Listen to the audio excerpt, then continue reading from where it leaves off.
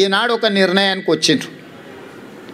ఈ నిర్ణయంలో ఎవరి పాత్ర ఎవరి బాధ్యత ప్రజలు విస్పష్టంగా తీర్పునివ్వడం జరిగింది. ఈ తీర్పును బాధ్యతగా తీసుకొని ఈ నగర అభివృద్ధి కోసం అవసరమైన ఈ నగరాన్ని మహానగరంగా విస్తరించి ప్రపంచ స్థాయి పెట్టుబడులను ఆకర్షించి వివిధ జిల్లాలు, వివిధ రాష్ట్రాలు, వివిధ దేశాల నుంచి వచ్చే పెట్టుబడులను ఆకర్షించడమే కాకుండా ఉద్యోగ ఉపాధి అవకాశాలకు విస్తరించే విధంగా నగరాన్ని అభివృద్ధి చేయాలనుకుంటున్నాం.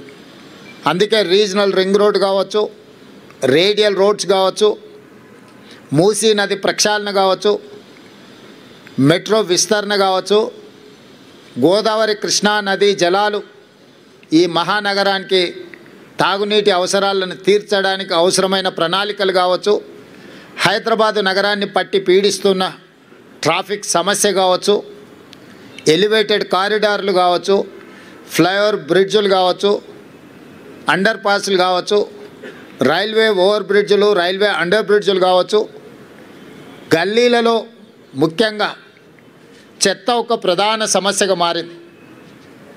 సిటీలో చెత్త ఎక్కడ పడితే అక్కడ దర్శనమిస్తున్నాయి. పారిశుద్ధ్య పనులలో సమస్యలను మేము పరిగణలోకి తీసుకుంటున్నాం. అదేవిధంగా చెరువులు, కుంటలు, నాలాల కబ్జాను తొలగించి నగరాన్ని సమస్యల రహిత నగరంగా తీర్చిదిద్దడానికి ఈరోజు ప్రణాళికలు సిద్ధం చేస్తున్నాము.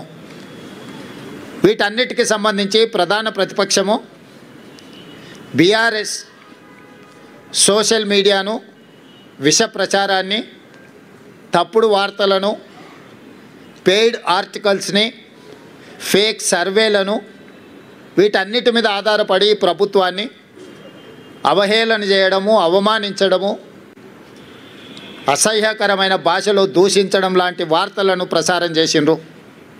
వీటన్నిటి నేపథ్యంలో అది హైడ్రా కావచ్చు, ఈగల్ ఫోర్స్ కావచ్చు, ఈ సంస్థలు ప్రజలకు మేలు చేయడానికి మేము తీసుకొచ్చినాం.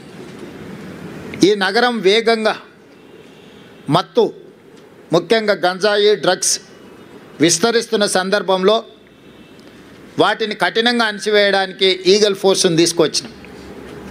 కబ్జాలను, చెరువులను, కుంటలను, నాలాలను అడ్డగోలుగా ఆక్రమించుకొని కబ్జాలకు పాల్పడుతుంటే వాటిని తొలగించడానికి హైడ్రాను తీసుకొచ్చినాం. జిహెచ్ఎంసీ కావచ్చు, హెచ్ఎండిఏ కావచ్చు, మెట్రో వాటర్ వర్క్స్ కావచ్చు, మెట్రో రైల్ కావచ్చు, ఇలాంటి సంస్థలన్నిటిని కూడా సమన్వయం చేసుకొని ఈ నగరాన్ని ఒక మంచి నగరంగా తీర్చిదిద్దడానికి మేము చేస్తున్న ప్రయత్నాన్ని ప్రధాన ప్రతిపక్షము సహకరించకపోను ప్రతి సందర్భంలో అడ్డు తగిలే ప్రయత్నం చేసిండ్రు. మూసీ ప్రక్షాళనకు సంబంధించి మూసీ ప్రాంతంలో నివసిస్తున్న వాళ్ళు ఎవరు అది అద్భుతంగా ఉంది అని అక్కడ ఉండడం లేదు. ఏ వసతి లేక, ఏ అవకాశాలు లేక మురికితో కూడుకున్న మూసీ పక్కన నివసిస్తున్నారు. వాళ్ళకు ఒక మంచి వసతులు ఏర్పాటు చేసి వాళ్ళకు ఉపాధి కల్పించి వాళ్ళ జీవన ప్రమాణాలు పెంచి వాళ్ళ పిల్లలకు ఒక మంచి చదువులు, వాళ్ళకు ఒక మంచి వైద్యాన్ని, వాళ్ళకు ఉపాధిని కల్పించాలని చెప్పి మా ప్రభుత్వం చేస్తున్న ప్రయత్నాలను ప్రతి నిమిషం, ప్రతి క్షణం అడ్డు తగిలి అన్ని రకాలుగా వీటన్నిటిని అడ్డుకునే ప్రయత్నం చేసిండ్రు.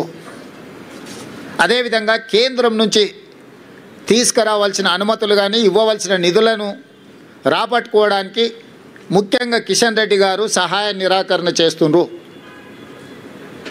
ఈనాడు ప్రధాన ప్రతిపక్షంలో శాసనసభ్యులు కేటీఆర్ గారు, శాసనసభ్యులు హరీష్ గారు, అదేవిధంగా కేంద్ర ప్రభుత్వంలో కేంద్ర మంత్రిగా ఉన్న కిషన్ రెడ్డి గారు, ముఖ్యంగా ఈ ముగ్గురికి ప్రధానమైన బాధ్యత ఉన్నది. ఒకరు కేంద్ర ప్రభుత్వం నుంచి రావాల్సిన అనుమతులు, తేవలసిన నిధులకు సహకరించాలి. కానీ కిషన్ రెడ్డి గారు పూర్తిగా సహాయ నిరాకరణ చేయడమే కాకుండా వీలైనంత మేరకు కేంద్రంలో అడ్డు తగులుతున్నాడు. మెట్రో విషయంలో కావచ్చు, మూసీ ప్రక్షాళన విషయంలో కావచ్చు, గోదావరి జలాలు నగరానికి తరలించే విషయంలో కావచ్చు, రీజనల్ రింగ్ రోడ్డు విషయంలో కావచ్చు, కిషన్ రెడ్డి గారు పూర్తిగా సహాయ నిరాకరణ చేస్తుండ్రు. దీన్ని ప్రజలు గమనించడం వల్లనే పార్లమెంట్ ఎన్నికల్లో కిషన్ రెడ్డి గారికి 65,000 ఓట్లు ఇదే జూబ్లీ హిల్స్ అసెంబ్లీ నియోజకవర్గం నుంచి ఓట్లు వేయడం జరిగింది. ఈనాడు కిషన్ రెడ్డి అభ్యర్థిగా మారి ఎన్నికల ప్రచారం చేస్తే 17,000 ఓట్లు మాత్రమే వచ్చినాయి. అంటే ఆనాడు కిషన్ రెడ్డికి వచ్చిన ఓట్లలో 25% మాత్రమే వచ్చి ఈరోజు భారతీయ జనతా పార్టీ డిపాజిట్ జప్తు అయిపోయింది. దీన్ని బట్టి కిషన్ రెడ్డి గారు తన వ్యవహార శైలిని మార్చుకోవాల్సిన అవసరం ఉన్నది. ఇది